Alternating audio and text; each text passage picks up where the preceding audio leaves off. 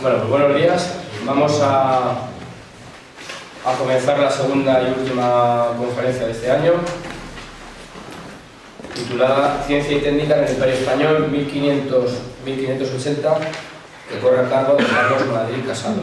Carlos Madrid nace en Madrid en 1980, es doctor en Filosofía y licenciado en Matemáticas por la Universidad Complutense de Madrid.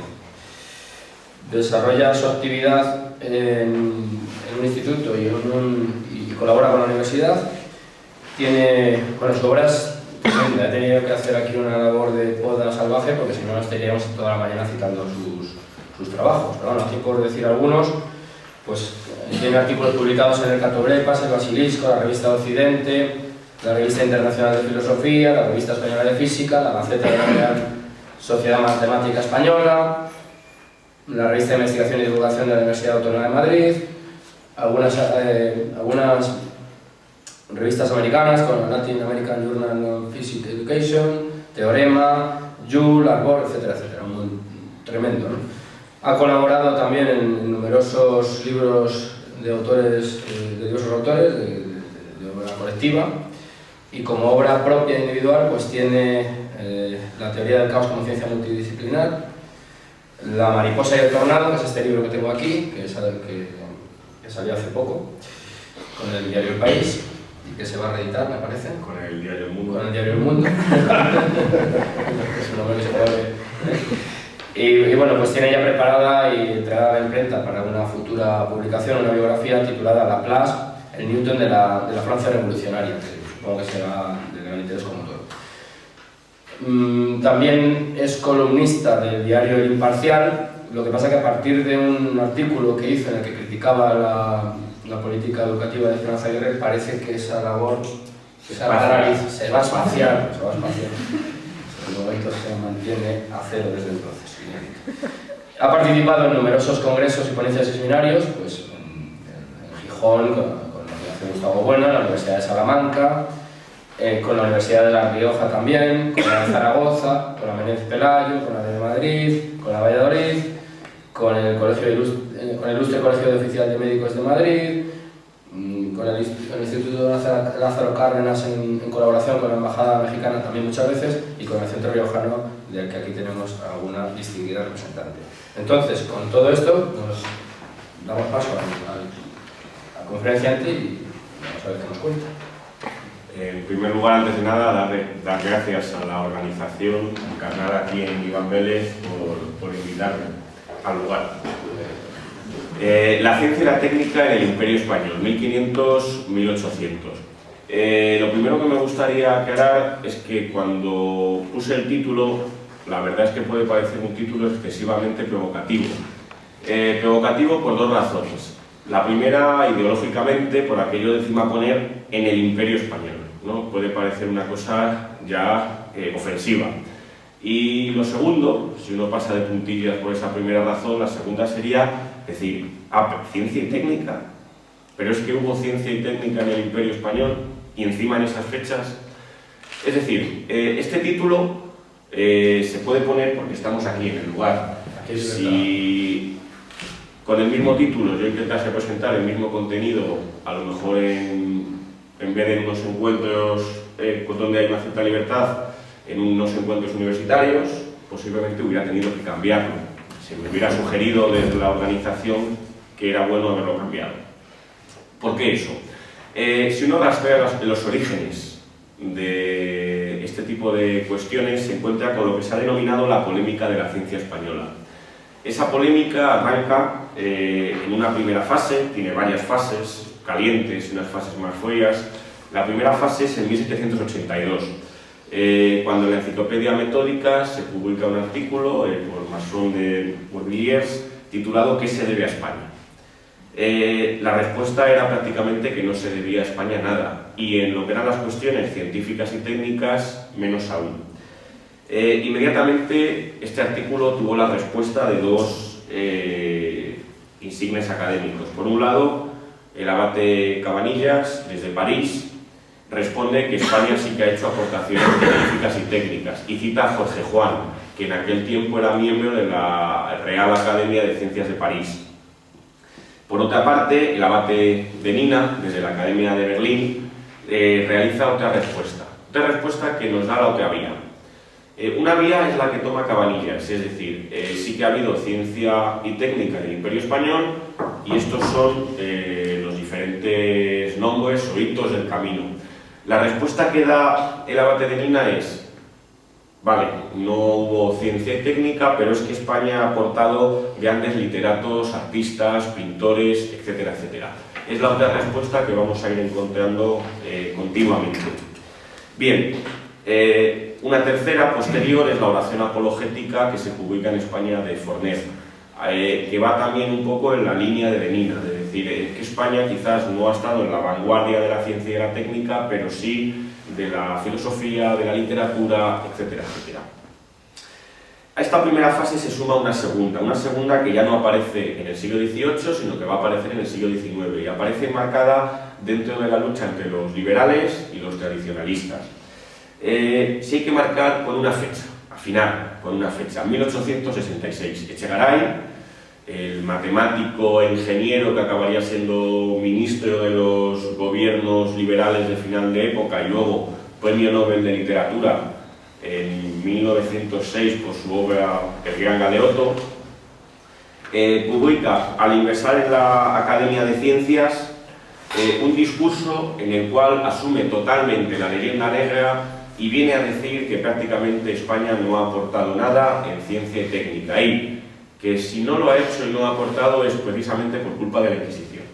Y esa es la cita. Curiosamente, entre los académicos que le van a responder, un profesor de bachillerato, de secundaria, Felipe Picatoste, el cual publicará años después su libro denominado Apuntes para una biblioteca científica española del siglo XVI. Estudios biográficos y bibliográficos de ciencias exactas, físicas y naturales y sus inmediatas aplicaciones. Este libro, si ustedes tienen interés, está en PDF por una universidad canadiense, está colgado, está en español y se puede leer. Y en el libro es una colección entera donde se te van situando todos los libros que él ha descubierto, Picatoste descubre, y por cierto, no era tradicionalista, era un propio liberal que estaba haciendo la respuesta a Echegaray, diciendo que España sí que en el siglo XVI fue una potencia también científica y técnica. Unos años después, en 1876, la polémica vuelve a saltar a la arena. En este caso, pues, en ella se van a ver luchando Manuel de la Revilla, Menéndez Pelayo y José del Pinojo. De nuevo aquí la discusión es entre la ciencia española y el factor represivo que pudo ser la Inquisición. Esa polémica prácticamente con la llegada de la Edad de Plata de la cultura española y pues se va a olvidar. A día de hoy sigue estando muy presente, sobre todo por las conexiones que tiene con la leyenda negra. Pero hay que decir que hoy, en año 2012, esos complejos atávicos no se los puede y se los debe quitar. Basta citar un hecho.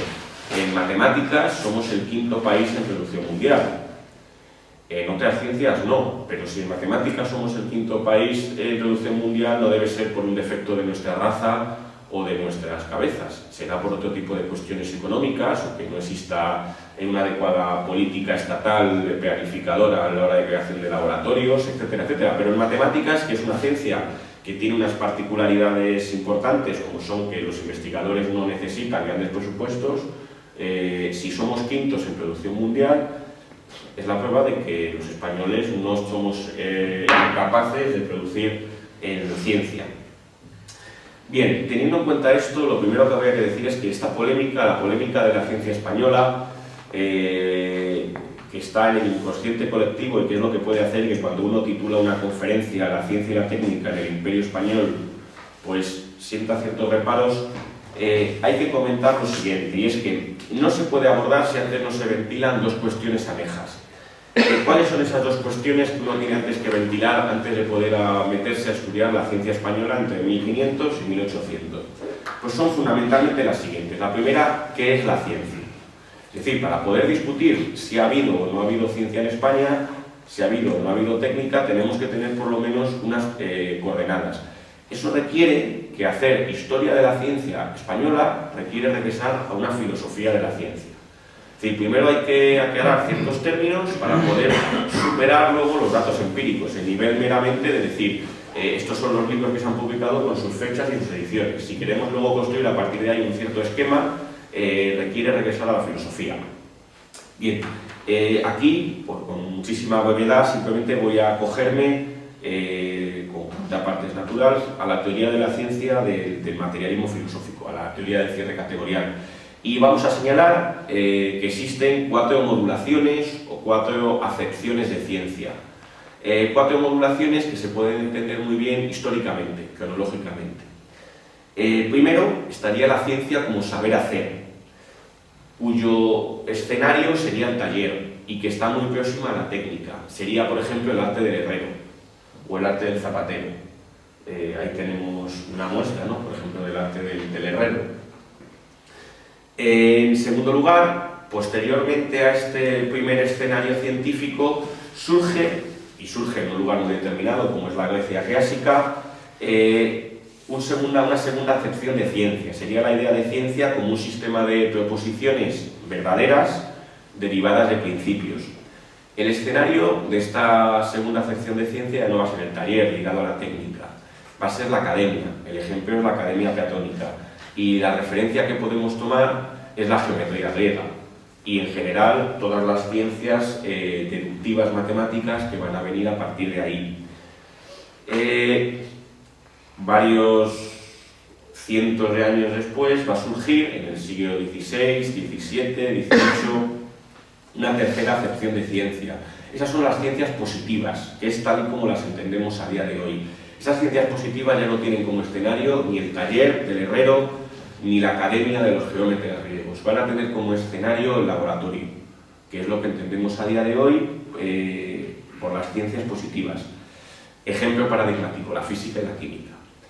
Y una cuarta acepción, quizás que surge a partir del siglo XX y de unas condiciones muy determinadas, serían las ciencias, la acepción que intenta extender la tercera a una cuarta opción, que serían las ciencias humanas. Intentar que la historia, la política, etcétera, también son ciencias, que en algo se parecen también a sus compañeras la física y la química. Pues bien, la ciencia que vamos a tomar como referencia obligada es la de la tercera acepción. Esa tercera y revolucionaria acepción que nace en ese periodo que se ha venido a denominar, aunque hoy hay mucho que matizar, revolución científica, es la que nos interesa. El problema es que para poder ver si esa es la que hay o no hay en España, o en qué sentido España contribuye a ella o deja de hacerlo, uno tiene que intentar analizar qué componentes hay ahí. No me puedo detener en ello, pero lo que sí que me interesa señalar es que esa ciencia positiva es algo más que fórmulas y ecuaciones, que es como actualmente la comprendemos muchas veces. Tendemos a reducir la ciencia a un libro de texto en el cual aparecen una serie de ecuaciones, de fórmulas, con un gran componente matemático. Pues bien, lo que intento señalar es que esa acepción de ciencia positiva revolucionaria tiene esa parte, por supuesto, pero a su vez hay que ligarla a una serie de componentes prácticos, de técnicas que se van a asumir, de aparatos e instrumentos que van a empezar a funcionar y a coordinarse con esas fórmulas, etcétera, etcétera. Es decir, que no vamos a poder desligar en ningún momento los componentes teóricos de los componentes prácticos. Y esto es necesario para poder responder afirmativamente al enunciado titular de la conferencia. Esa sería la primera cuestión que habría que ventilar. Entonces, lo que tenemos que intentar buscar es si en España ha habido ciencia en esa determinada acepción revolucionaria, de ciencia positiva.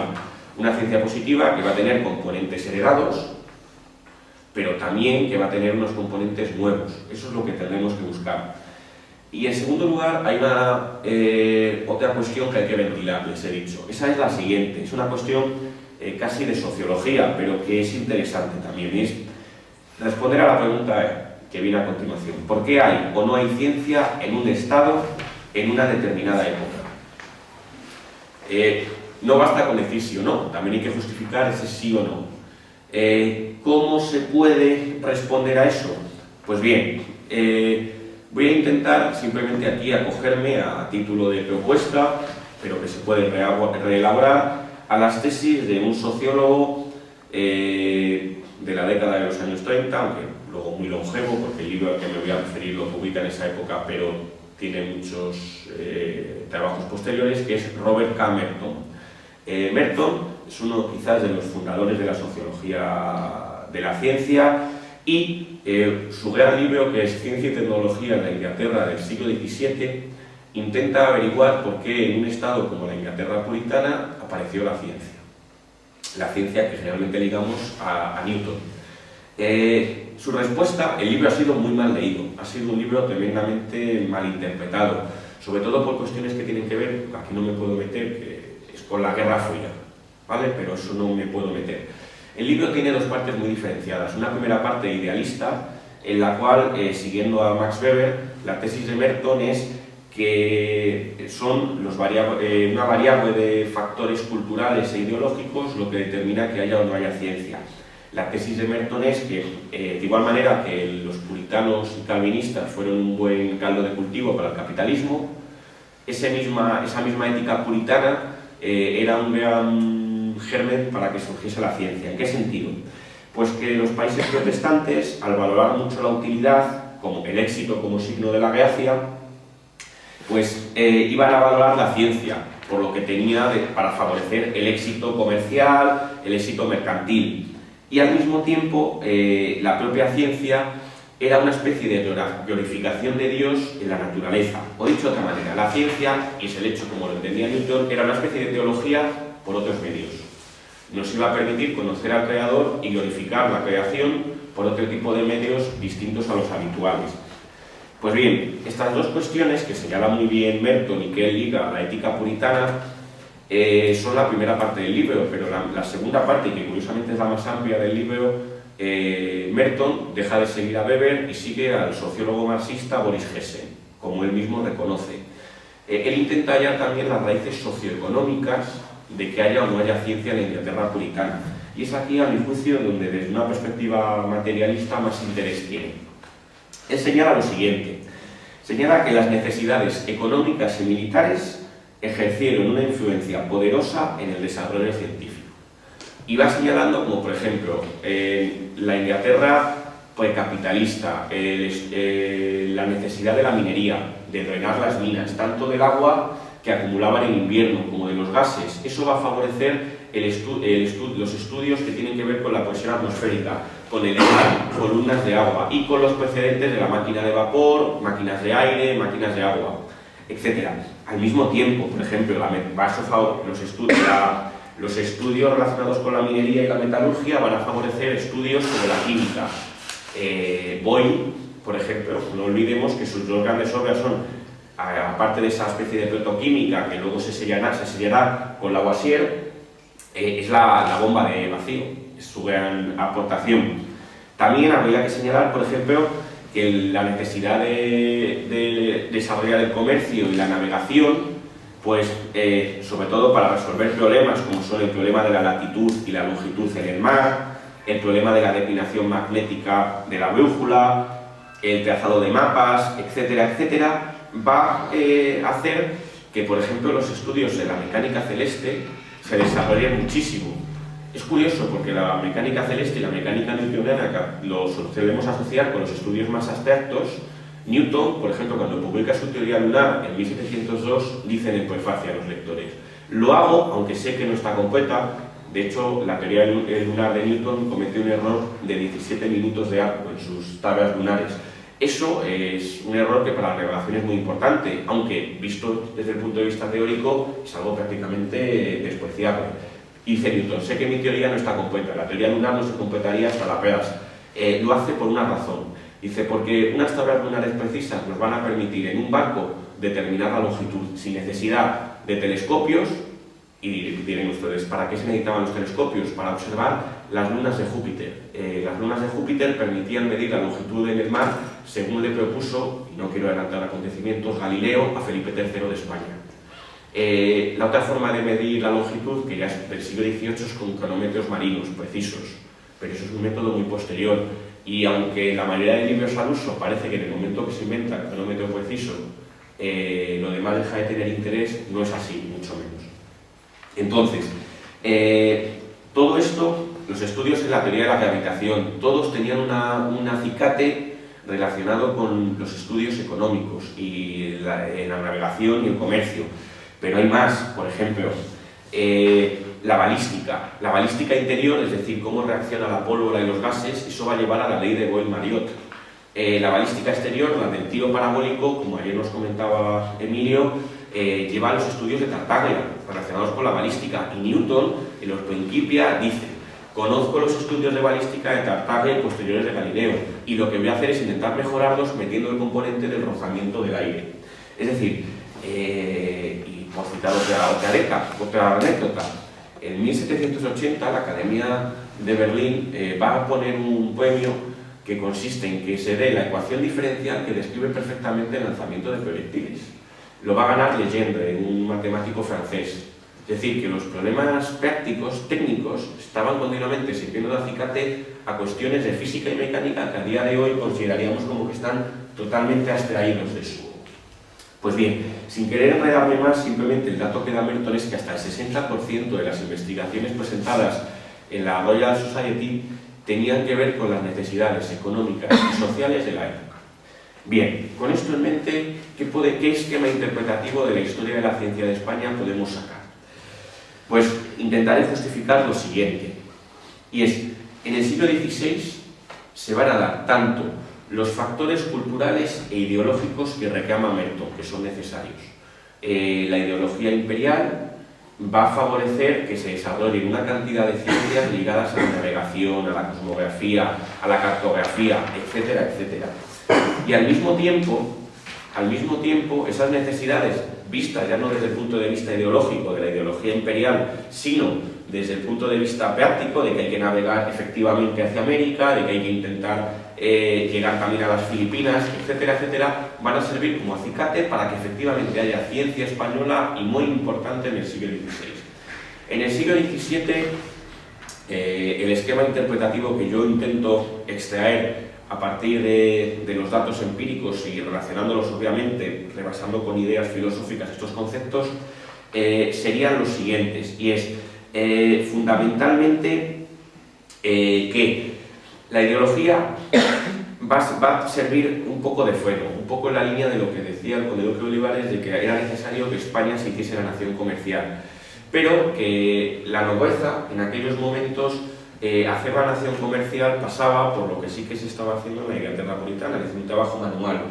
La nobleza no es que necesariamente estuviese ligada a la picaresca, como a veces tenemos la idea, sino que sus trabajos no eran los trabajos manuales, eran trabajos más ligados a política, militares, etcétera, etcétera. Eso pudo servir de obstáculo, y a su vez el principal va a ser la coyuntura económica de decadencia, que va a impedir que en el siglo XVII España pueda continuar con ese auge científico que sí que había tenido en el XVI, asumiendo todas las nuevas cosas que van a pasar en ese siglo. En el siglo XVIII, por contra, la ideología ilustrada que van a importar los Borbones va a ser la coartada ideológica y cultural, y al mismo tiempo la mejora económica y técnica va a servir también de germen, de tirón, esas necesidades que van a hacer que España otra vez en el siglo XVIII vuelva a poner en pie un imperio pues con América, etcétera, con viajes, con expediciones, etcétera, muy importante. Entonces, ese es, como si dijéramos, las tres etapas que quiero pasar a analizar ahora brevemente, teniendo en mente, ya digo, esta especie de esquema. Esas tres etapas voy a intentar analizarlas dando dos cosas: intentando afinar fechas y intentando aportar tres estampas entresacadas de tres cuadros del Museo del Prado que nos pueden servir, pues como si dijéramos, para fijar ideas. Primera etapa, esa primera etapa que he denominado Ciencia, Tecnología e Imperio, 1492-1598, tiene dos fechas muy claras. Una es el descubrimiento de América y la otra es la muerte de Felipe II. Bien, en este momento, si uno mira el cuadro que he señalado, el cuadro que he elegido para fijar estas ideas, es El geógrafo y el naturalista, de Adrian van Stalbeck. Este cuadro, que lo solicita Felipe IV, lo compra Felipe IV y se envía para decorar la Torre de la Parada en Madrid. Fíjense, lo que está representando es una mesa en la cual tenemos a cartógrafos, también aparece ahí una esfera que están trazando mapas, al mismo tiempo también a su vez tenemos a diversos personajes que están comparando fósiles que han recogido, etcétera, etcétera.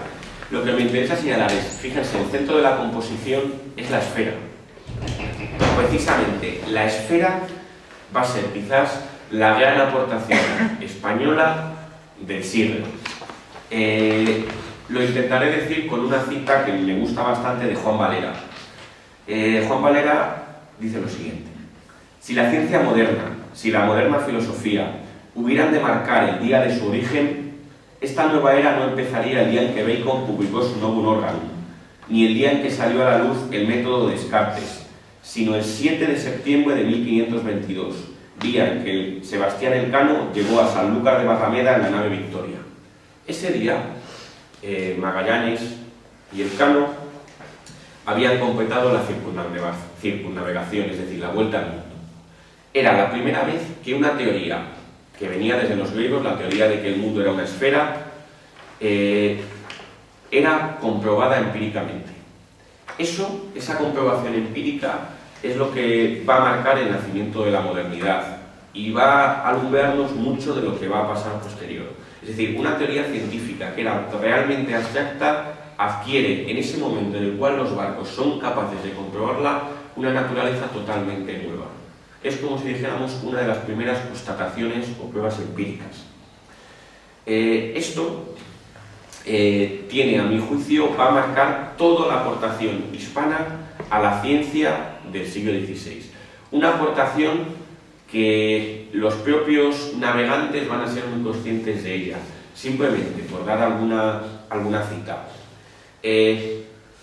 Colón, en su relación del cuarto viaje, dice lo siguiente: hace falta para navegar compás y arte, es decir, la brújula y la ciencia que es el arte de los astrónomos. Es decir, Colón, que podemos tomar como figura de los primeros navegantes españoles, es consciente de la necesidad de la ciencia. Pero hay más. En un libro al que me referiré posteriormente, de Pedro de Medina, El arte de navegar, uno de los grandes libros o regimientos de navegación que se escribirían en el siglo XVI y que conocería muchísimas ediciones en toda la Europa continental, llegando a hacer verdad aquello de que los ingleses y franceses aprendieron a navegar en los libros españoles, dice lo siguiente: los navegantes son caballeros, cuya espada y cuyo escudo son el compás, la carta, la ballestilla y el astrolabio, y cuyo caballo son los barcos. Pero no solo los navegantes, también los militares. Cristóbal de Rojas, en su libro Teoría y Práctica de la Fortificación, fechado curiosamente en 1598, cuando a juicio mío acaba esta primera etapa, dice: 3 cosas han de concurrir en el soldado o ingeniero que quiere tratar la materia de fortificación. La primera, saber mucha parte de matemática.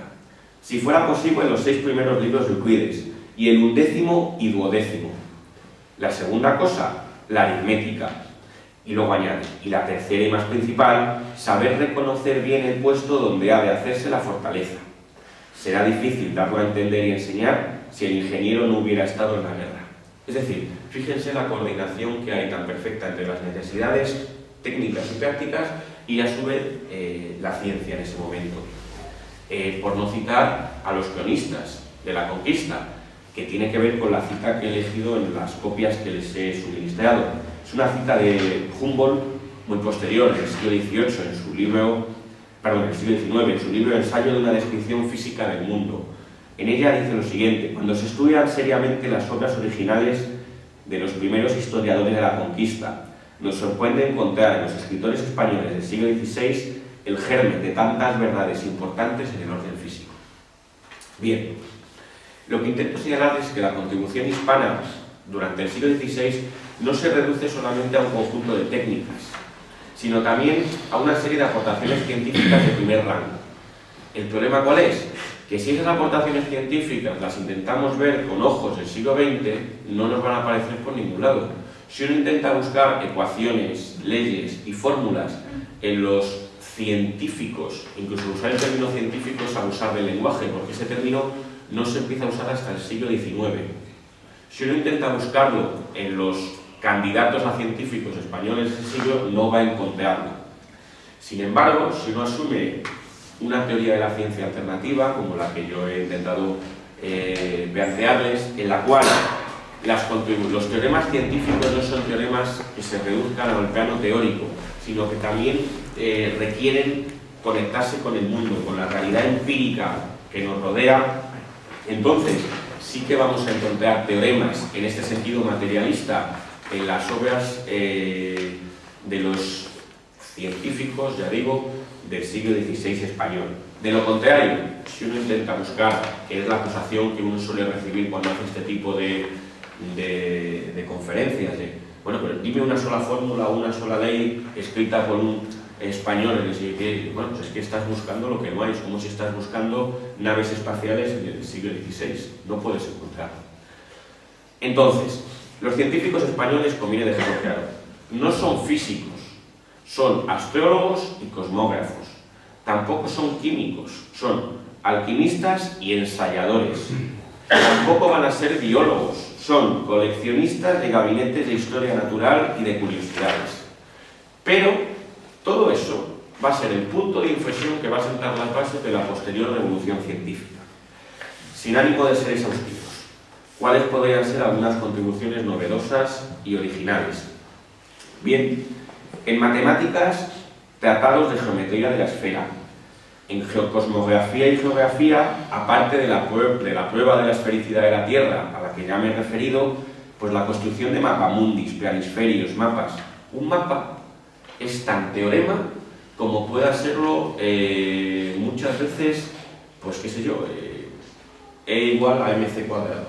Es tan teorema desde el punto de vista de una filosofía no teoreticista de la ciencia como pueda serla esa proposición de signos.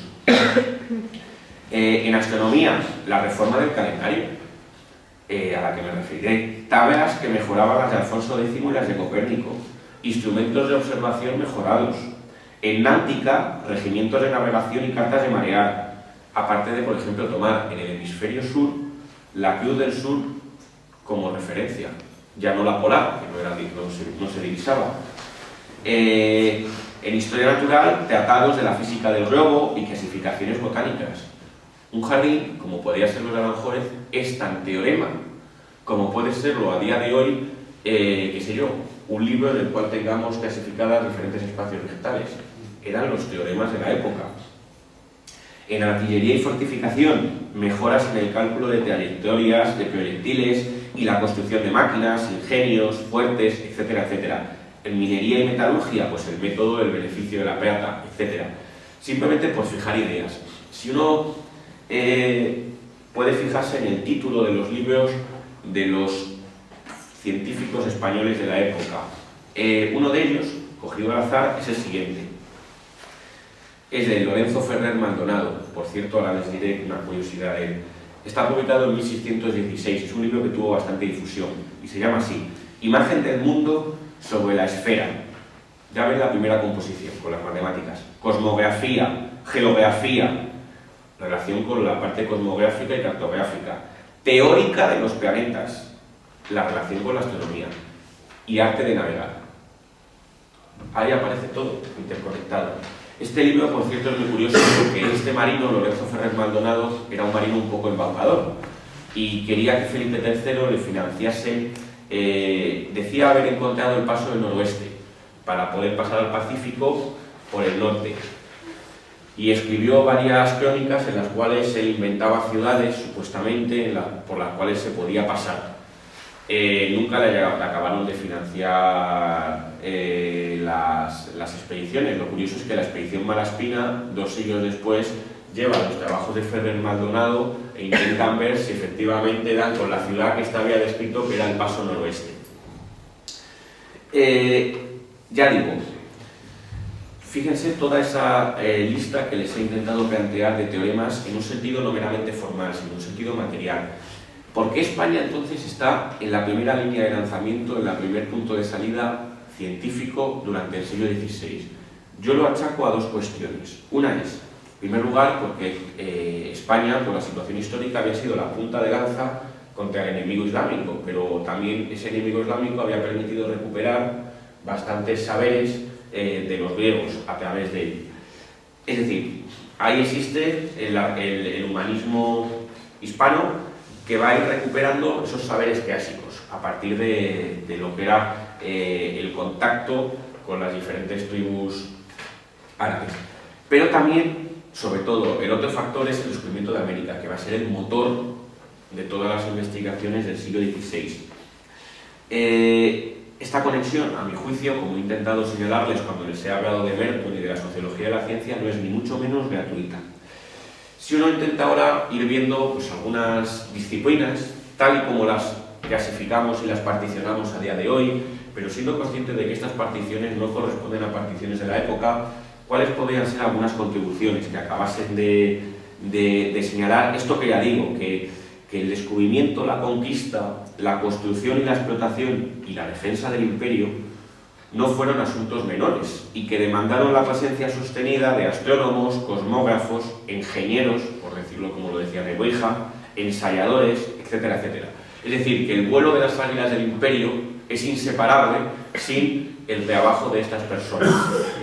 En primer lugar, si uno atiende a las técnicas, no me voy a detener, porque ya lo vimos ayer, cómo desde el punto de vista del tratamiento de los minerales, de la metalurgia, están la obra de Bartolomé de Medina y un siglo después el sacerdote de Lepe, afincado en Potosí, que es Alonso Barba, que publica su gran libro en 1640, Arte de los metales.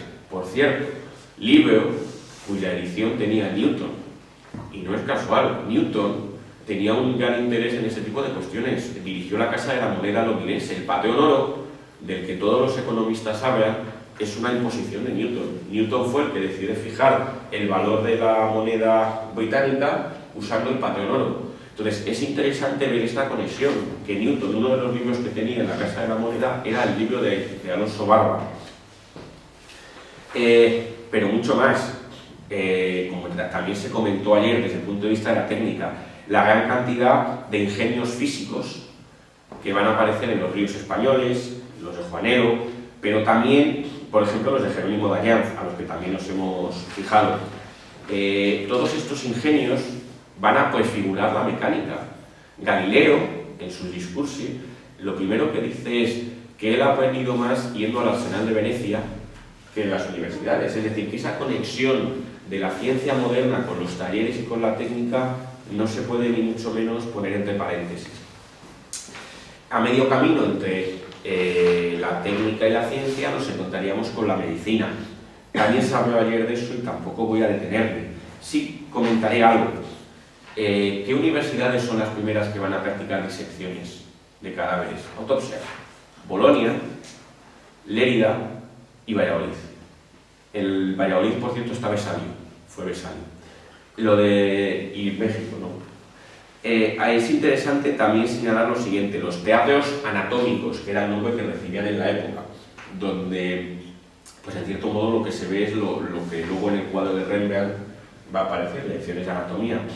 Es interesante señalar que la conexión con Bolonia, que también tiene que ver con Copérnico y con España, no es algo casual. En Bolonia está el Colegio de los Españoles. La gran cantidad de médicos hispanos son tremendos. Uno puede señalar, pues, por ejemplo, en la línea de Besalio, de practicar disecciones y hacer grabados anatómicos, Juan Valverde de Amusco. Juan Valverde de Amusco hace un libro como el de Besalio, el de Humanis Corporis Fabrica, en la cual los grabados son auténticas maravillas. De hecho, Miguel Ángel, en la Capilla Sixtina, el cuadro de San Bartolomé sabe que es el santo que se quita la piel, y está allí en la Capilla Sixtina sujetando. Es curioso, pero es igual que uno de los grabados que tiene Juan Valverde de Amusco. Amusco es un pueblo que está en Palencia, muy pequeñito. Bueno, existe la teoría de que puede ser que, interesado en la anatomía por la pintura, en algún momento hubiese llegado a conocer los grabados de Amusco, que tuvieron una gran difusión por Italia. Pues también una serie de médicos, pues sí, en la línea del galenismo, pues Andrés Laguna, que hace una reedición del Dioscórides, etcétera, etcétera. También toda la medicina nueva que va a venir de América. Ya se habló ayer de Nicolás Monardes.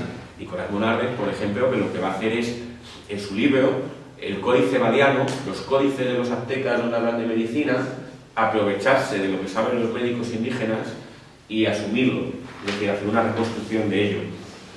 En cualquier caso, interesa señalar, ya digo, que existe una presencia sostenida también de médicos.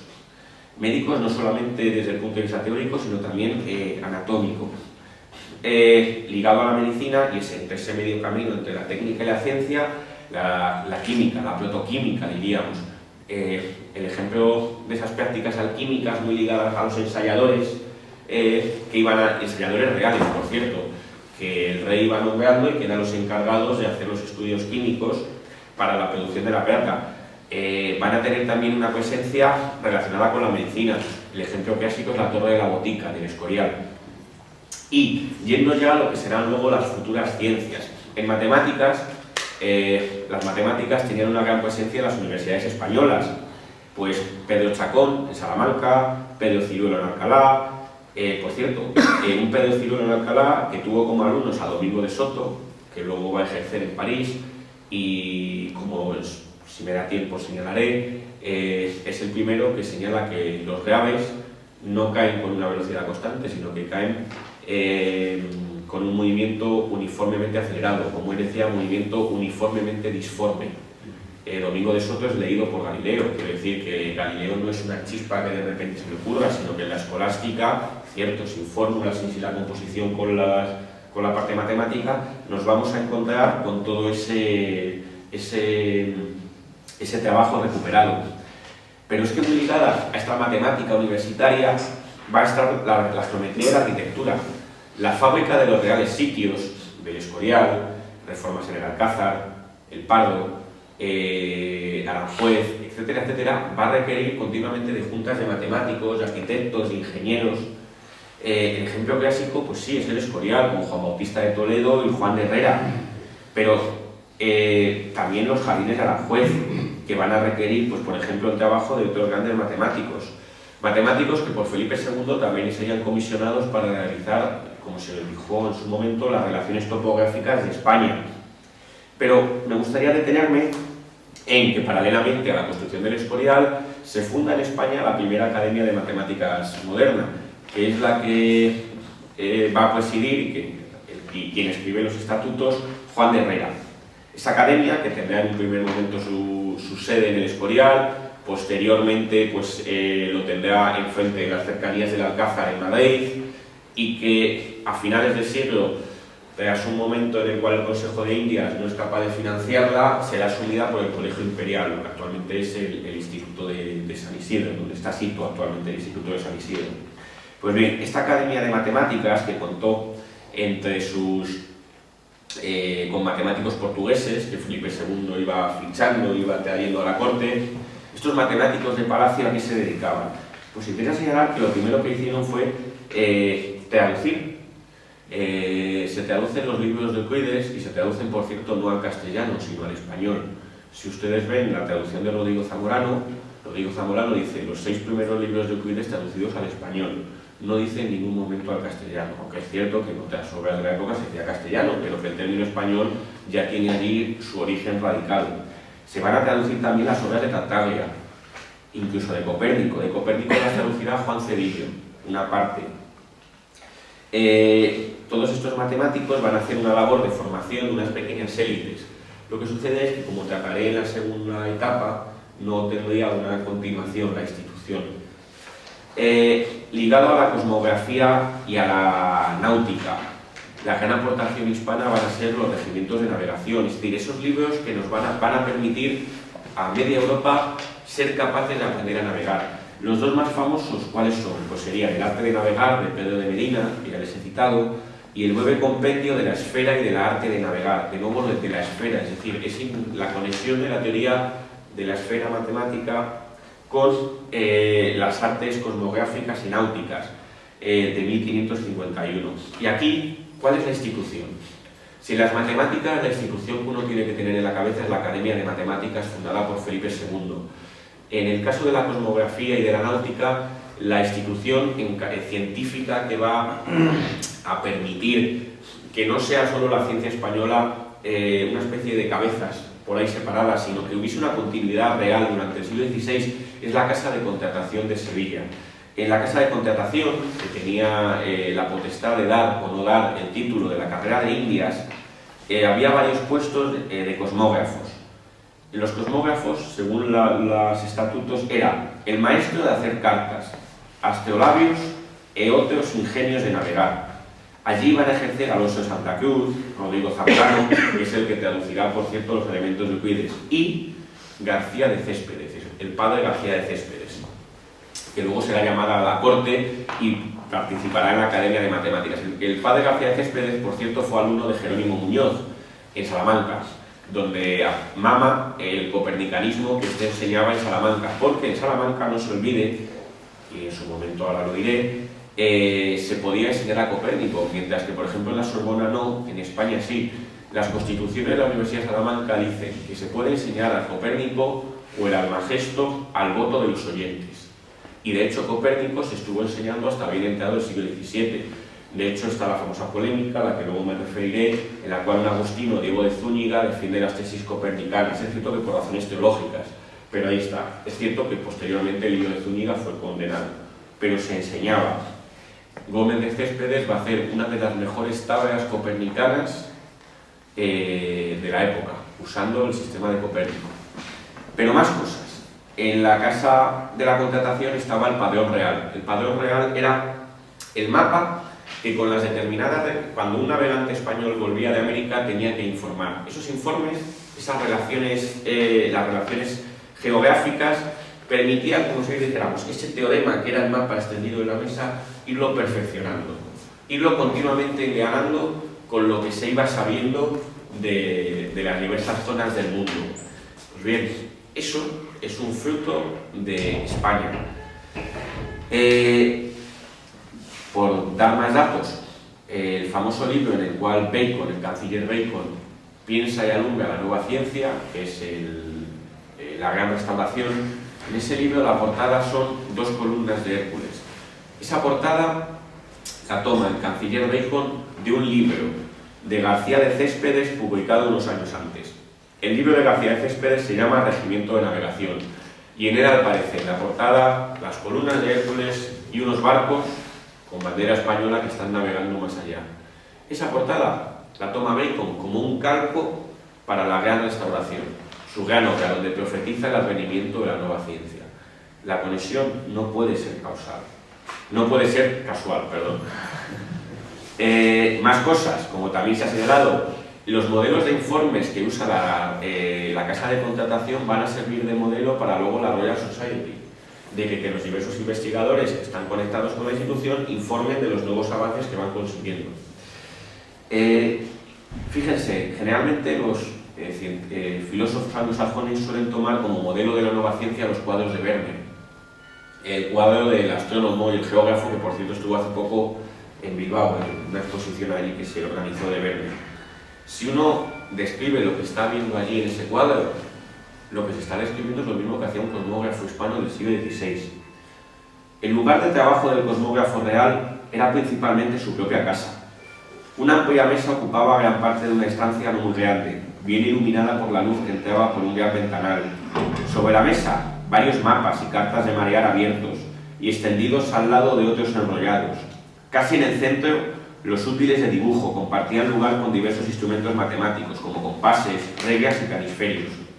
Al lado, un par de relojes de arena de distinto tamaño, una aguja imantada y una piedra para cebar. Unos anaqueles en las paredes almacenan distintos astrolabios, niveles y ballestillas, y algunos, pocos, volúmenes, casi todos manuscritos, contratados sobre la esfera, unos elementos de Euclides, unas tablas de efemérides y los regimientos de navegación más conocidos. En el suelo, casi impidiendo el paso, reposaban 2 o 3 globos terrestres y celestes, un par de cuadrantes y una esfera armilar. Eso, que es lo que se ve en el cuadro de Vermeer, es lo mismo que estaban haciendo los cosmógrafos hispanos. Velázquez también va a representar la profesión en un cuadro que se llama El Geógrafo, el cual no está en España, está en el Museo de Rouen, en Francia.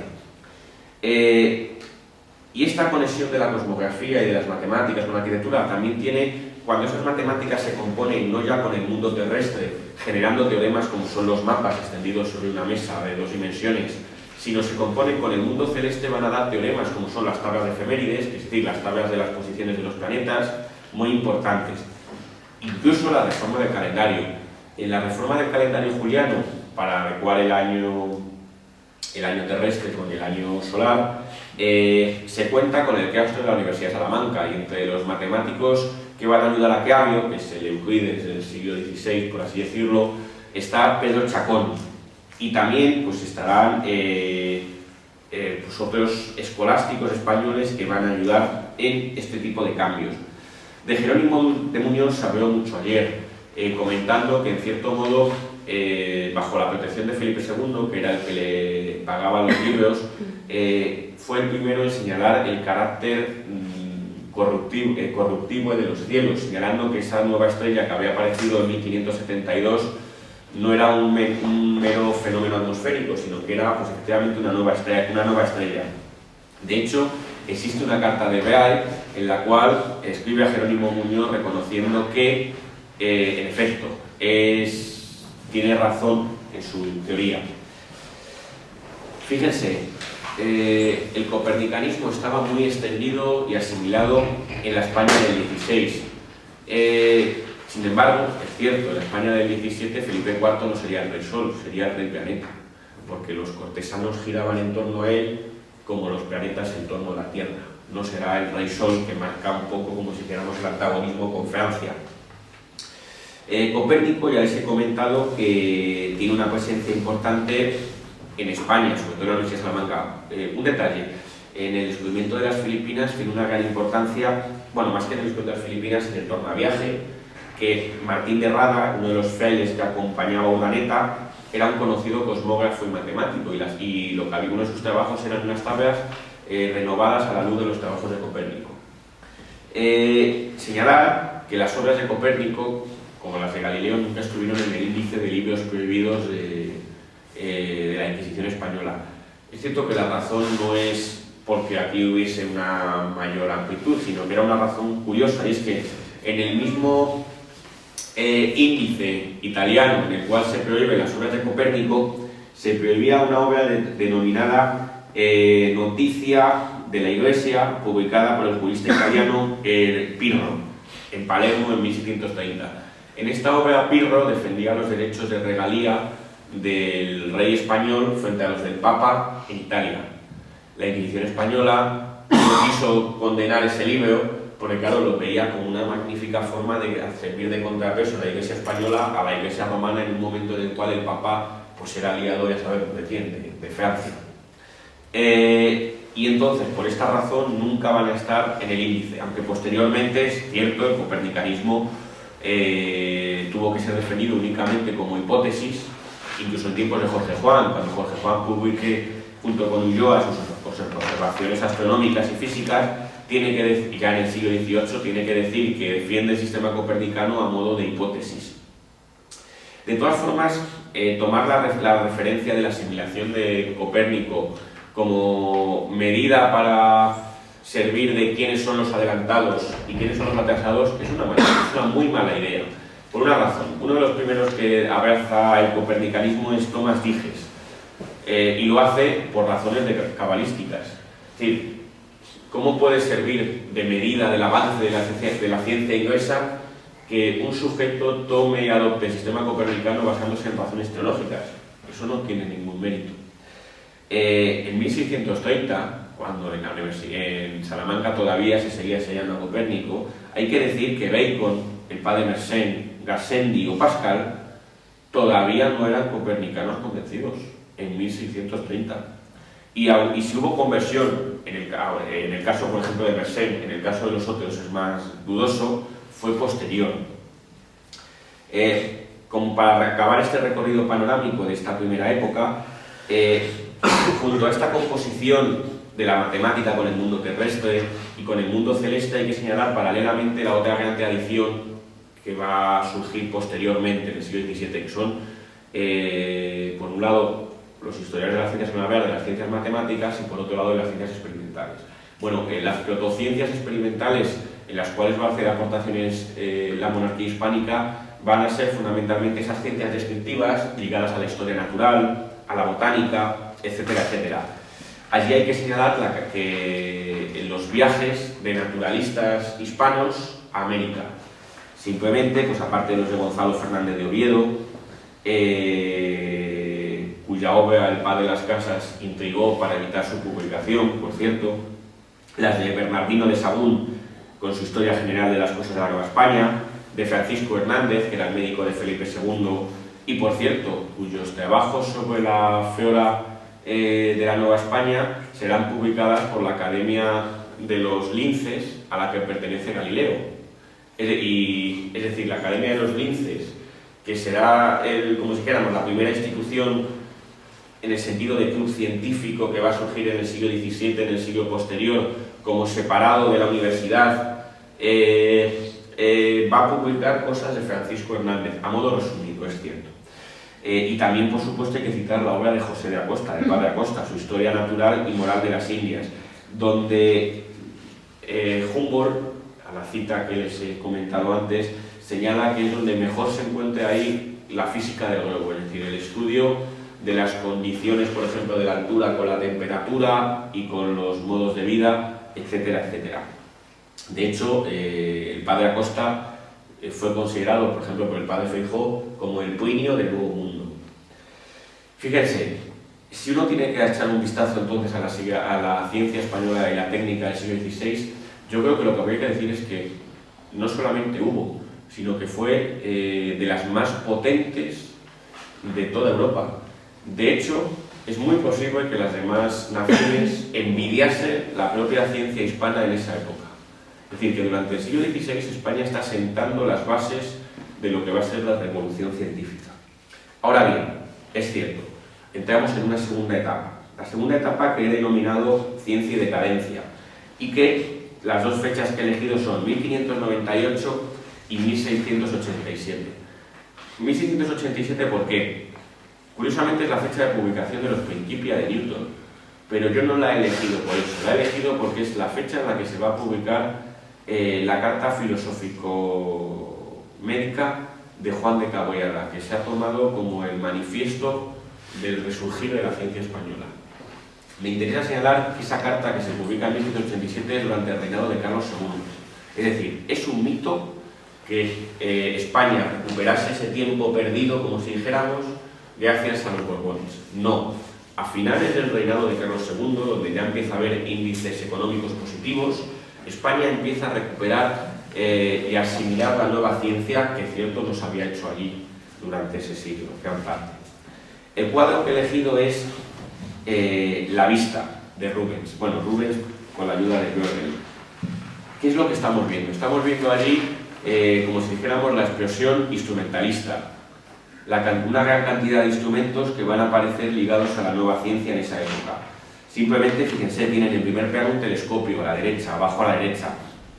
A la izquierda, sobre una mesa, compases. El primer compás, que aparece como un semicírculo, es el compás de Galileo.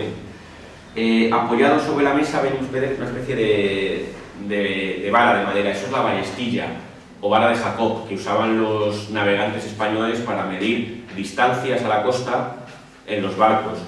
Arriba van a ver ustedes una esfera celeste, hay lupas, hay relojes solares, es decir, hay una cantidad de instrumentos científicos en este cuadro que Felipe IV encarga también para decorar la Torre de la Parada, tremendo. Un detalle, ayer ya se comentó que el telescopio no es un invento galileano, sino que hay una gran importancia de lo que pudo significar esa especie de instrumento, que no se sabe muy bien cómo era, que construyen los hermanos Roget en Cataluña a finales del siglo. También habría que citar, por supuesto, el que construyen en Holanda, Hans Lippershey, y que es posiblemente el que copia Galileo. Lo que sucede es que la gran idea de Galileo, pues se puede decir que es que en vez de usarlo para mirar a la vecina, lo usa para mirar a las estrellas. Es decir, curiosamente yo creo que la gran aportación de Galileo, aparte por supuesto del pulido, unas mejoras, es girarlos, esa es la gran aportación de Galileo. Por cierto, la primera representación de un telescopio en una pintura es de José de Rivera, el Españoleto. Es el cuadro que se llama La Vista, que ha estado en el Museo del Prado hace poco, coincidiendo con una exposición. Pertenece al Museo Franz Mayer de México.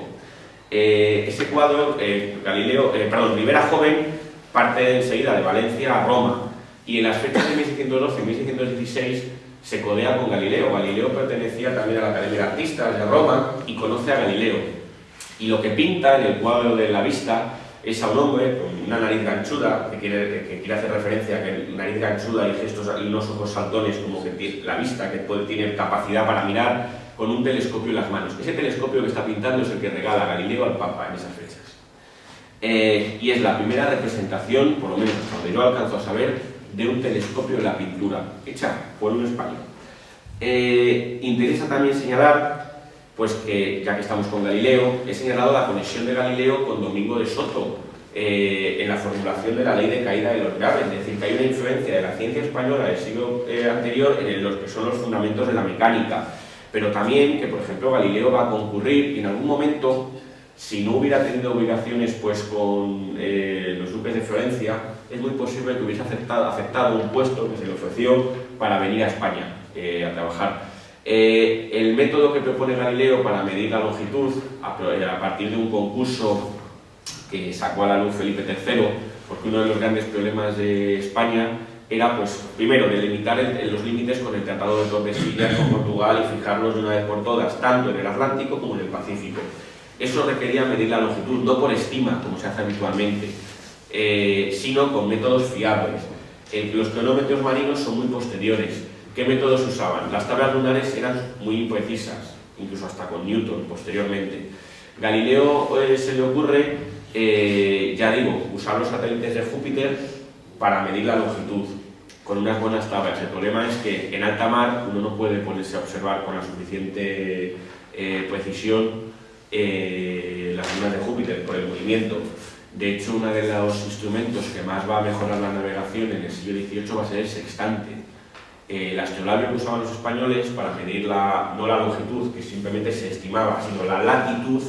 El astrolabio toma dos referencias. Una es la estrella a la que se está mirando y la otra es el propio observador. Un observador que se está moviendo. Eso hace que las medidas fallen. El sextante, con el juego de espejos que tiene, no es una referencia exterior y la interna, sino que son dos referencias exteriores. Y eso es lo que hace que el sextante suponga en el siglo XVIII un avance brutal con respecto al astrolabio.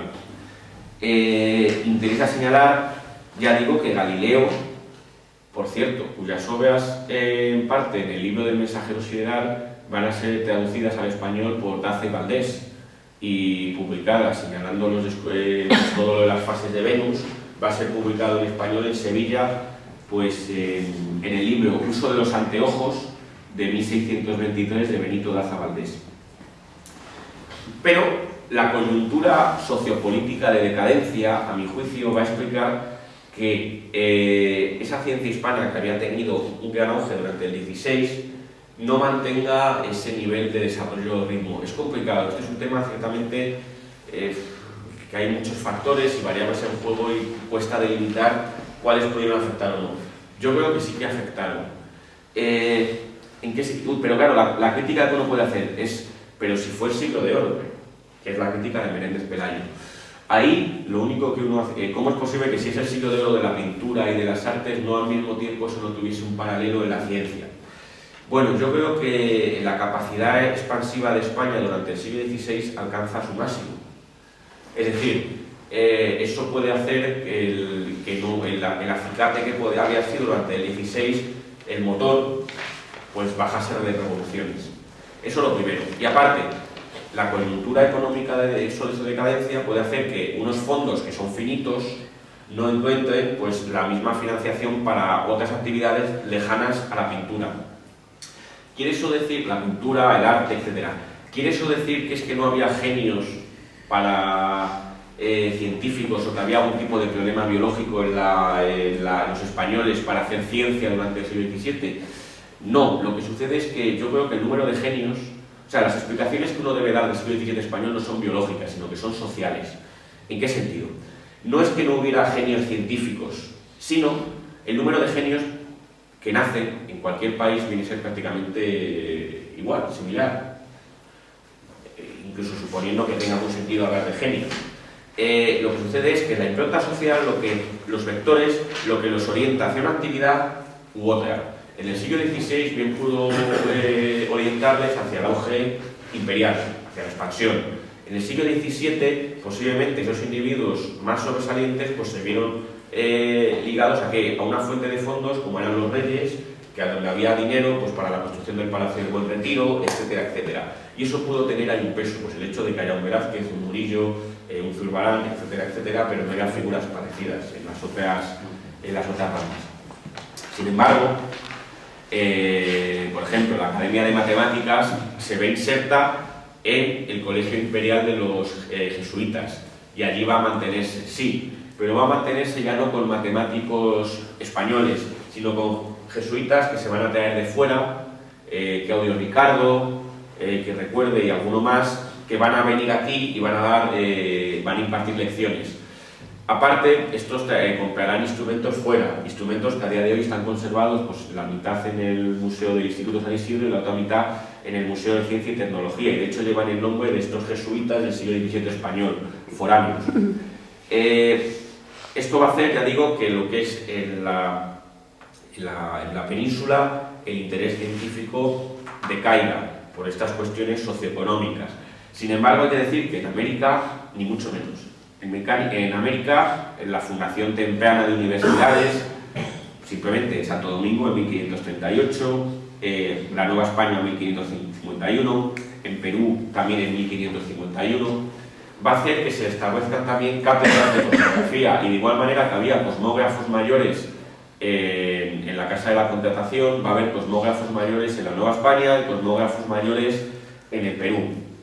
Y va a haber una gran cantidad de científicos que van a ir apareciendo en América, pues desde Carlos de Sigüenza y Góngora, Francisco Ruiz Lozano, Fray Diego Rodríguez, etcétera, etcétera. Y grandes obras tecnológicas como, por ejemplo, el desagüe del Valle de México en 1637, una obra hidráulica que marca sin duda un punto álgido de lo que podríamos llamar la ciencia y la técnica novohispanas. Con esto llegamos a esa fecha de 1687, a esa tercera etapa con la que he intentado recoger estos 3 siglos. Esa tercera etapa, que abarca más de un siglo, es la que yo he englobado bajo el enunciado titular de La ciencia española ilustrada, 1687-1808. ¿Qué imagen he seleccionado? He seleccionado un cuadro de Jean Ranc, que era el pintor francés que se trae Felipe V, de Carlos III estudiando botánica. Carlos III niño estudiando botánica. Y fíjense, ahí está rodeado también de plantas y de un animal exótico pues, traído de América, en la cual el rey pues, aparece allí demostrando su interés por este tipo de actividades. A mi juicio, este cuadro simboliza muy bien ese resurgir ilustrado y borbónico del siglo XVIII. Ahora bien, no caigamos en ese mito borbónico y francés que se ha proyectado sobre la historia de España. ¿Cuándo empieza a volver a ser impulsado los estudios científicos en España? Pues a partir, ya digo, de la publicación en 1687, la misma fecha de la publicación de los Principia, de la carta filosófico, médico y química de Juan de Cabrera. Este médico, que recibía el nombre como sus colegas de novatores.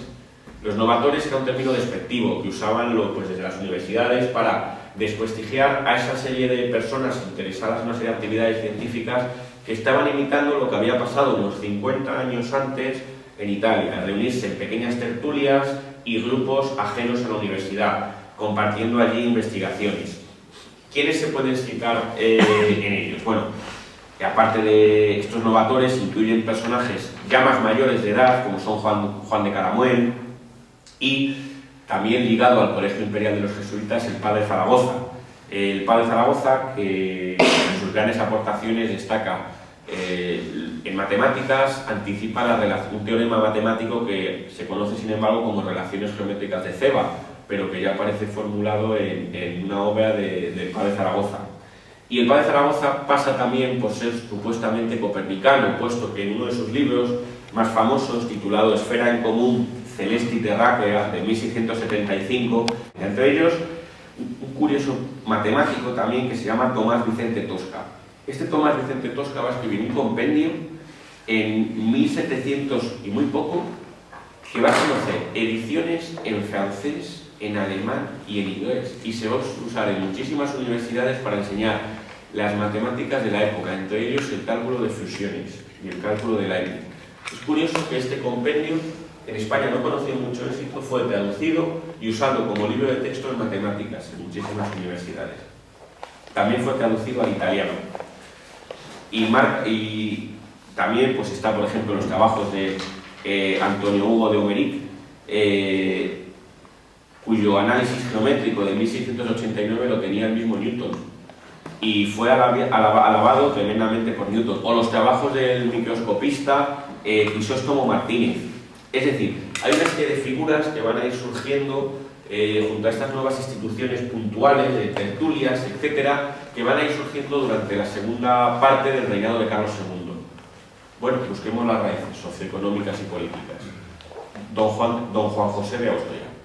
Don Juan José de Austria, ya saben, el hijo de Felipe IV con la Calderona, que sirvió de valido durante mucho tiempo a Carlos II, estudió en el Colegio Imperial y uno de sus profesores le transmitió el interés por la nueva ciencia.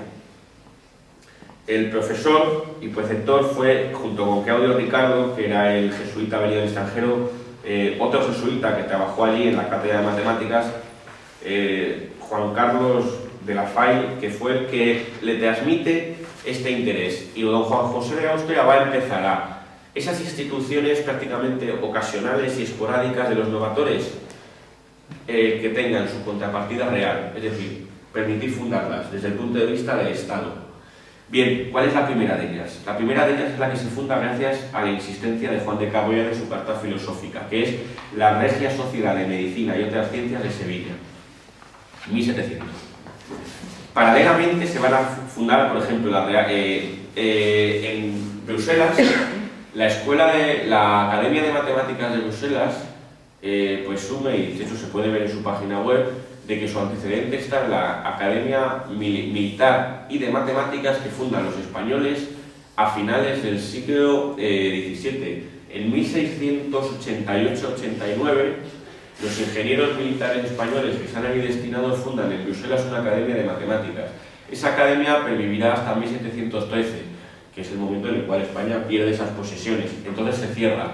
20 años después se va a volver a abrir. La abrirán los propios habitantes de allí, ya alejados de la influencia hispana.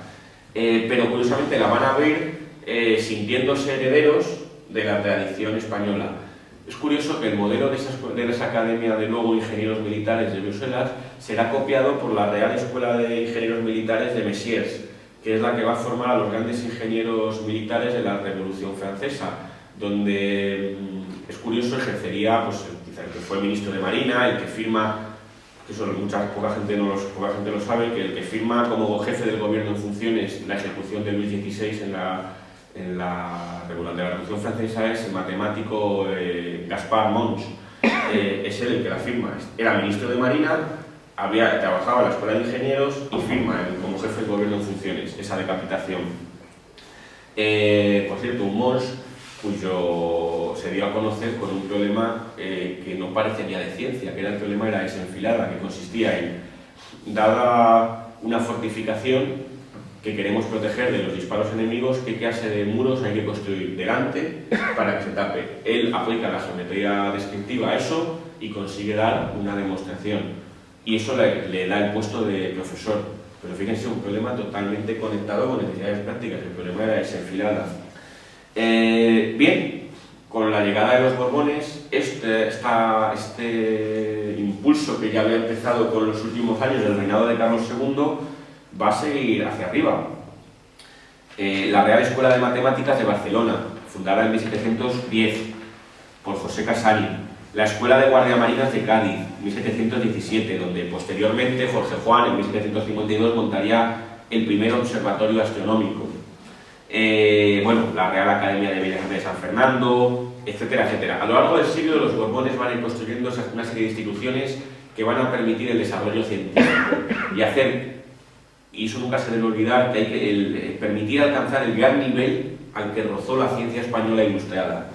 Ejemplos más, pues el Colegio de Artillería de Segovia, donde Luis Prus formularía la ley de las proporciones definidas, una ley que va a servir de base a la química moderna. Por cierto, un Prus, es curioso cómo funciona la leyenda negra. Se suele decir en muchos libros de texto que vino a España huyendo de la Revolución Francesa. Bien, yo cogí las fechas y resulta que trabaja para la Sociedad de Amigos, Sociedad Vascongada de Amigos del país español. Claro.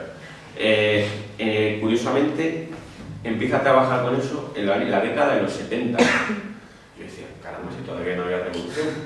¿Y cuándo viene al Real Colegio de Artillería de Segovia? 1781. Y yo decía, caramba, yo juraría que la Revolución Francesa es del 89.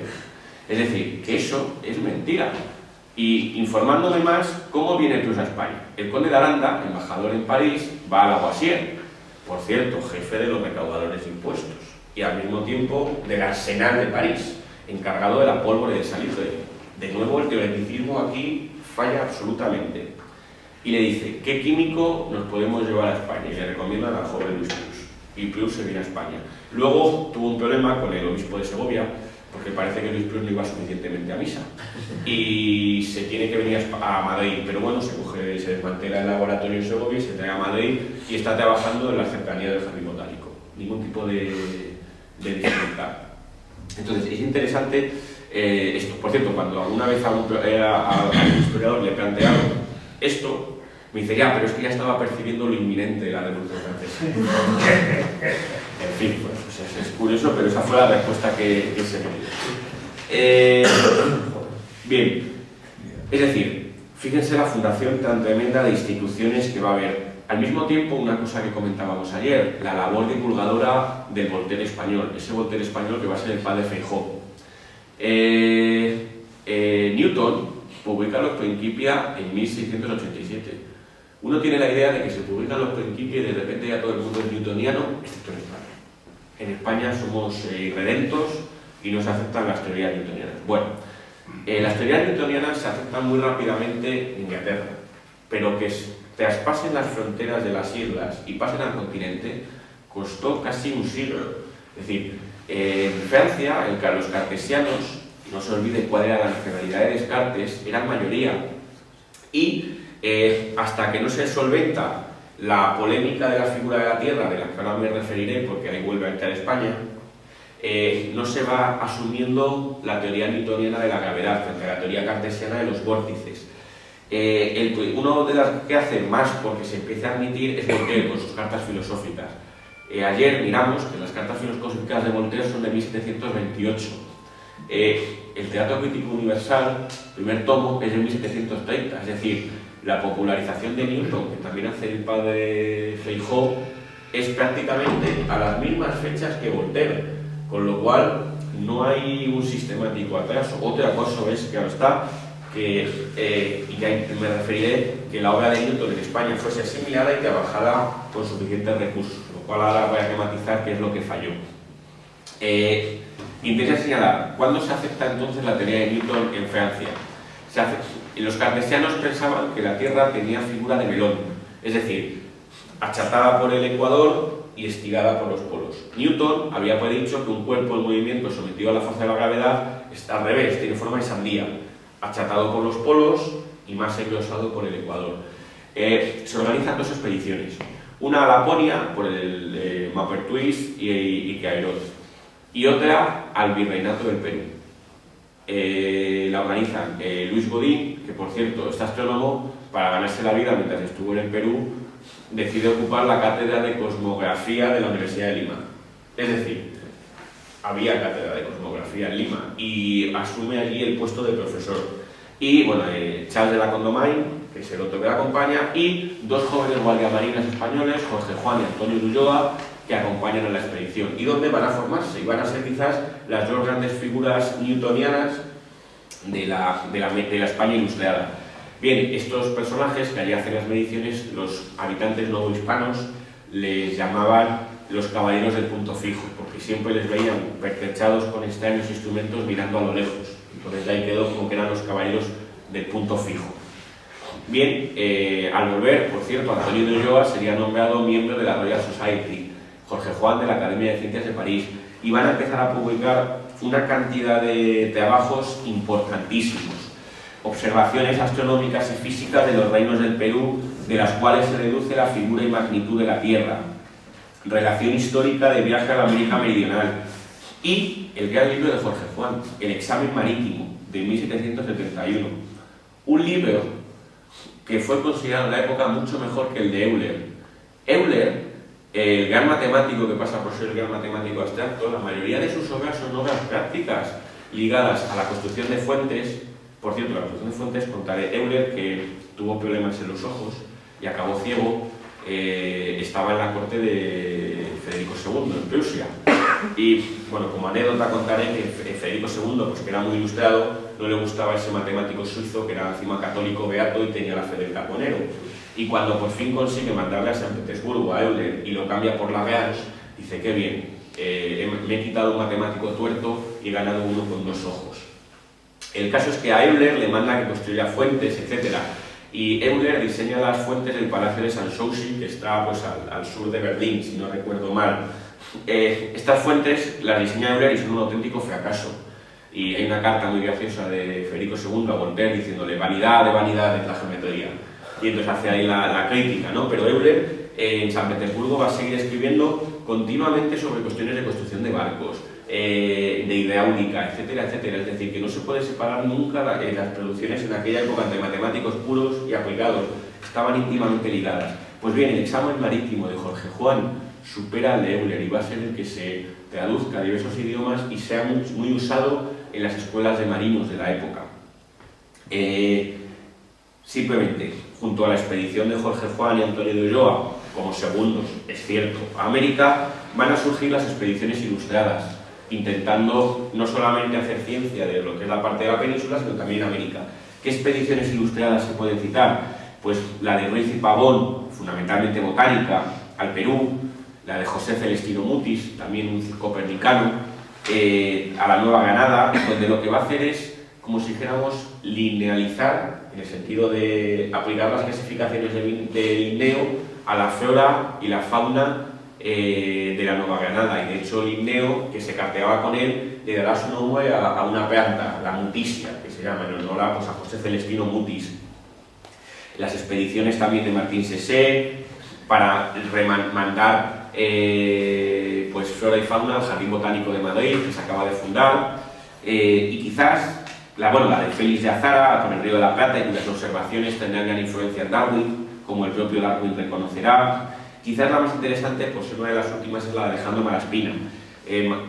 Malaspina, junto con José de Bustamante y Guerra, darán una vuelta al mundo, una vez más, durante el siglo XVIII, con dos corbetas, la Descubierta y la Atrevida, e irán realizando continuamente trabajos matemáticos, cosmográficos, cartográficos, astronómicos, de flora y fauna.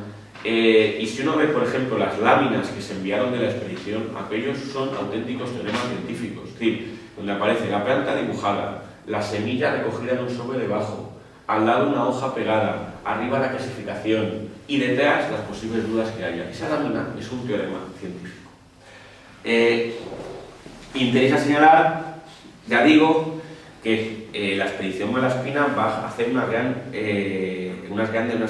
serie de aportaciones. También, pues en la época, de nuevo, habría que señalar las aportaciones de los hermanos Eluyar, que viajarán a las minas de México y a las minas de Perú para mejorar los sistemas de extracción de la plata y que son famosos por haber descubierto y aislado el wolframio. Es decir, la ciencia española ilustrada durante aquella época va a rozar a una grandísima altura. También se podría citar pues, una de las primeras expediciones filantrópicas, que es la de Balmis, que se tratará de, quizás curiosamente en una época en la cual parece que el reinado de Carlos IV marcaba el final de todo, pero si se fue capaz de organizar en 1802 una expedición para vacunar a todos los habitantes hispanos del imperio de la viruela y así erradicarla. Balmis dará la vuelta al mundo vacunando a los diversos pues, virreinatos españoles. Por cierto, ¿cómo resolvieron el problema de transmitir el principio de la vacuna activo? Pues cogieron en La Coruña a 23 mozalbetes huérfanos, se la inyectaron al principio y en ellos pues lo iban llevando y así pudieron transportarla, porque de otra forma en el viaje pues seguramente se hubiera perdido. Es decir, interesa señalar, ya digo, el gran papel que hay, bueno, y un último detalle, y es que la corona española va a fundar la arqueología como ciencia. El descubrimiento de Pompeya y Herculano se realiza bajo el mandato de Carlos III, rey de Nápoles. En la Real Academia de San Carlos, en México, que va a fundar Carlos III, aparece algo que es tremendamente novedoso, y es que al lado de réplicas del Laoconte, del Apolo de Belvedere, van a aparecer esculturas amerindias. Es decir, la idea era en la Real Academia de San Carlos de México que hubiese una confrontación entre las dos culturas, que se estaban asumiendo como que eran el bagaje que estaba ahí. Y las primeras leyes de protección del patrimonio histórico las dictará Godoy. Es decir, existe ahí una ciencia ilustrada que rozó a un gran nivel, aunque pocas veces se perciba. Finalmente, la ciencia también empezará a popularizarse. La mejor forma de popularizarla será las ascensiones en globo. Luis Pius organizará en globos no tripulados en el Escorial, y en Segovia organizará. La primera tripulada, pues será, una de las primeras con los nuevos globos que inventan los hermanos Montgolfier y que se prueban en 1783 en Francia, es la que al año después, copiando el mismo sistema de globos, va a organizar un ingeniero, Agustín de Betancourt, en los jardines del Palacio de Aranjuez. Está el famoso cuadro de Carnicero que muestra pues esa ascensión. Todo esto no se puede comprender si al mismo tiempo no se da cuenta de los grandes estadistas que rodearon a los reyes borbones, pues desde Floridablanca, Campomanes, Jovellanos, etcétera, que tenían una gran concepción por las ciencias útiles, que se decía. Bien, con esto llego a lo que es la conclusión de la conferencia. Una conclusión que quizás se puede señalar con que la ciencia española ha sufrido un proceso de guardianización. Es cierto, en vano puede pretender enmascararse el distanciamiento de España del curso central en el cual se constituye la ciencia moderna en el siglo XVII. Dicho esto, hay que reconocer dos cosas. La primera, que las bases fueron sentadas durante el siglo XVI por el Imperio Hispánico, así hay que decirlo, y que durante el siglo XVIII hubo una labor tremendamente importante de asimilación de lo que se había hecho y de nuevas aportaciones. Quizás, ¿por qué durante el siglo XVII no hubo? Bueno, pues Forner, en su oración apologética, dice una cosa que a mí me parece que es una idea acertada. Dice, no hemos tenido un Cartesio o un Newton, pero hemos tenido justísimos legisladores y excelentes filósofos prácticos. Él está pensando en Vitoria, Suárez, Sepúlveda, Mariana, Calderón, que también marca el nacimiento de la modernidad. Bien, es decir, la impronta social, lo que decía antes, el hecho no es que en España no hubiera personas preparadas, es que posiblemente los vectores que durante el siglo XVI apuntaban a una serie de actividades relacionadas con las protociencias posteriores, y siempre esto ya digo, mirándolo con anteojos actuales, pues en el XVII cambiaron de sentido. Las razones, ya he apuntado algunas. Algún autor, como José Manuel Sánchez Ron, dice que las ciencias españolas tuvieron siempre un talante demasiado aplicado. Claro, eso es lo que dice más de Sánchez Ron que de las ciencias españolas, en el sentido de que lo que está diciendo es que está mirando la ciencia hispana del siglo XVI con ojos actuales, está intentando encontrar pues, fórmulas, ecuaciones y teoremas como actualmente tenemos. Si uno cambia esa filosofía o teoría de la ciencia y adquiere una visión más amplia en la cual los componentes teóricos siempre tienen que estar trabados con una serie de materiales que se están trabajando continuamente y sobre todo por las manos pues lo que ve es que, pues efectivamente, eran teoremas. Lo que he dicho, una lámina de botánica o un mapa, es un teorema tan científico en el siglo XVI como puede ser hoy pues una ecuación. El factor fundamental, a mi juicio, sigue siendo el factor económico, ¿no? Hay que decir que el gran esfuerzo que se realizó, por cierto, un factor económico que yo no lo conectaría con el factor inquisitorial ni con la leyenda negra. Ya he señalado que los libros de Copérnico no estuvieron en el índice, es cierto, tuvo que haber la Inquisición pudo ser un freno, pero ni mucho menos yo creo que, en mi opinión, tan grande como muchas veces se suele admitir. Hombre, estando en Cuenca voy a acordarse de Diego Zapata, quizás que pareció uno de los novatores que acaba preso en las cárceles de Cuenca y al que Goya dedicará posteriormente un grabado, etc. Interesa señalar que, por ejemplo, los jesuitas, muy instalados en España, formaron una red científica que permitió la entrada y también la difusión de muchas de las cosas que circulasen, materiales y trabajos desde Europa. Y, pues lo que dice Feijóo, que los tratados físicos de Boyle o Newton, por más herejes que fuesen, no estaban prohibidos. Lo que estaban prohibidos eran sus obras teológicas.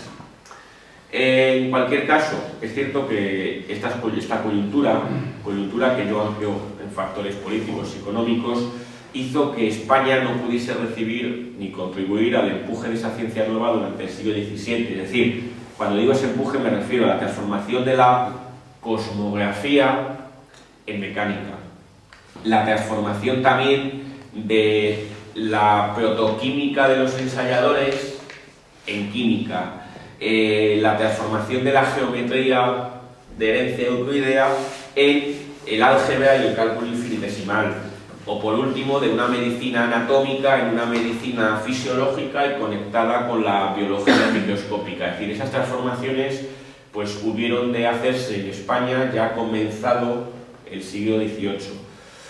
Nunca se encarece lo suficiente el gran nivel que tuvo la ciencia española ilustrada, pero es que la Guerra de la Independencia supuso un final tremendamente abrupto. Por ejemplo, en Madrid, lo que se llamó la Colina de las Ciencias, formada por el Observatorio Astronómico, el Jardín Botánico, el edificio proyectado por Juan de Villanueva para acoger la Academia de Ciencias y el Gabinete de Máquinas y los laboratorios de química, era el actual Museo del Prado. Nunca llegó a ocuparse como Academia de Ciencias, y España no tendría Academia de Ciencias hasta el siglo XIX. Y el Hospital de Cirugía que estaba allí. Eso se vio tremendamente cortado abruptamente por la Guerra de Independencia. Hay que decir que, por ejemplo, el gran telescopio Herschel, que se instaló en el Observatorio de Madrid, cercano al Retiro y al Jardín Botánico, fue destruido por los franceses, los cuales lo hicieron astillas para calentarse. Como era de madera, lo quemaron y lo usaron para calentarse. Ese tiempo, ese corte, hubo de ser recuperado ya en el siglo XIX, pues sobre todo por la parte que corresponde a los grupos liberales, una serie de políticas que fueron las que sentaron las bases de esa edad de plata posterior, que marca el hecho de que pues se pudo recuperar perfectamente todo ese nivel científico atrasado durante el siglo XX, el primer cuarto del siglo XX. En cualquier caso, lo que sí que me gustaría concluir como idea fundamental en es que esa cuadernización que he trazado de la ciencia española en siglo XVI, siglo XVII y siglo XVIII requiere regresar a la filosofía necesariamente. Muchas gracias.